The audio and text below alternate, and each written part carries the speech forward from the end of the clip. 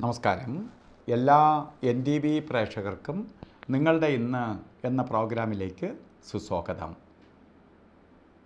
ഇന്ന്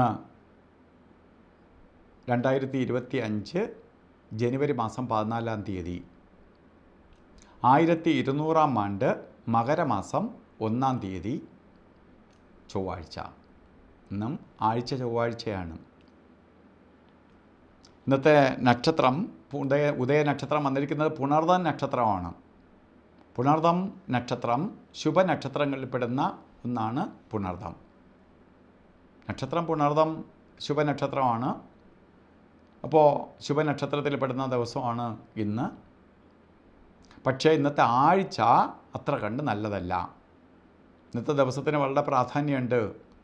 ഇന്ന് മകരവിളക്കാണ്. മകരം 1-ാം തീയതി. വളരെ ശരിക്ക് മകര വിളക്ക് സമയം എന്ന് പറയുമ്പോൾ ധാരാളം പേര് ഭക്തി സാന്ദ്രമായിട്ടുള്ള ഒരു ദിവസവും കൂടിയാണ് ഇന്ന്. ശരിക്ക് മകരവിളക്കെന്ന് പറയുമ്പോൾ യഥാർത്ഥത്തിൽ വിളക്ക് തെളിയുന്ന ദിവസമാണ്. യഥാർത്ഥ വിളക്ക് ആരൊക്കെ കാണും എന്നൊന്നും അറിയില്ല. അപ്പോൾ എന്നാലും ഇന്നത്തെ ദിവസത്തിന് പ്രപഞ്ചത്തിന് വളരെ പ്രത്യേകതയുള്ള ദിവസമാണ്. ഇന്ന് ചൊവ്വാഴ്ച ആണെങ്കിൽ പോലും ഇന്ന് വളരെ പോസിറ്റീവ് എനർജി ഉള്ള ദിവസമായതുകൊണ്ട് ഇന്ന് ചൊവ്വയുടേതായ കുറേ ദോഷത്തെ അതിക്രമിച്ച് പോകാൻ സാധിക്കും. ശരിക്ക് മകരസംക്രമം നടക്കുന്ന ദിവസമായതുകൊണ്ട് സൂര്യൻ മകരരാശിയിലേക്ക് പ്രവേശിക്കുന്ന ദിവസവും കൂടിയാണ്. അപ്പോൾ ഇന്ന് പൊതുവേ നക്ഷത്രപ്രകാരം നോക്കുകയാണെങ്കിൽ നല്ല നക്ഷത്രമല്ല. എങ്കിലും ഇന്നത്തെ ദിവസത്തെ ആസ്പദമാക്കി കുറേ ദോഷഭാവങ്ങൾക്ക് ഇളവ് വരുന്ന ദിവസമാണ്. ഇന്ന് ബർത്ത്ഡേ വന്നിട്ടുള്ളവർ, അതായത് മകരമാസത്തിലെ ശരിക്ക് പുണർദം നക്ഷത്രം ബർത്ത്ഡേ ആയിട്ട് വന്നിട്ടുള്ളവർക്ക് ശരിക്ക് പേടിക്കേണ്ട ആവശ്യമില്ല. കാരണം മകരമാസത്തിൽ ബർത്ത്ഡേ വന്നിട്ടുള്ളവർ, ഇന്ന് ബർത്ത്ഡേ വന്നിട്ടുള്ളവർക്ക് ഈ മകരത്തിൽ തന്നെ വീണ്ടും ഒരു പ്രാവശ്യവും കൂടി ബർത്ത്ഡേ വരും. 2 എണ്ണം വരും 27 ദിവസം കഴിയുമ്പോൾ. അപ്പോൾ 28-ാം ശരിക്കും മകരം 28 വീണ്ടും പുണർദം നക്ഷത്രം വരും. അപ്പോൾ നമുക്ക് ആദ്യ നക്ഷത്രം അല്ല രണ്ടാമത്തെ നക്ഷത്രത്തിന് പ്രാധാന്യം കൊടുത്താൽ മതി. അതുകൊണ്ട് ഇന്നത്തെ ചൊവ്വാഴ്ച ബർത്ത്ഡേ വന്നിട്ടുള്ളവർ ഭയക്കേണ്ട ആവശ്യമില്ല.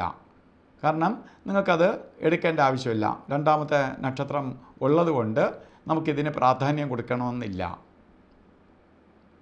അതുപോലെ ഇന്ന് ഓരോ കാര്യങ്ങൾക്ക് ഇറങ്ങുന്നവർ പ്രാർത്ഥന നിരതരായി പോകണം.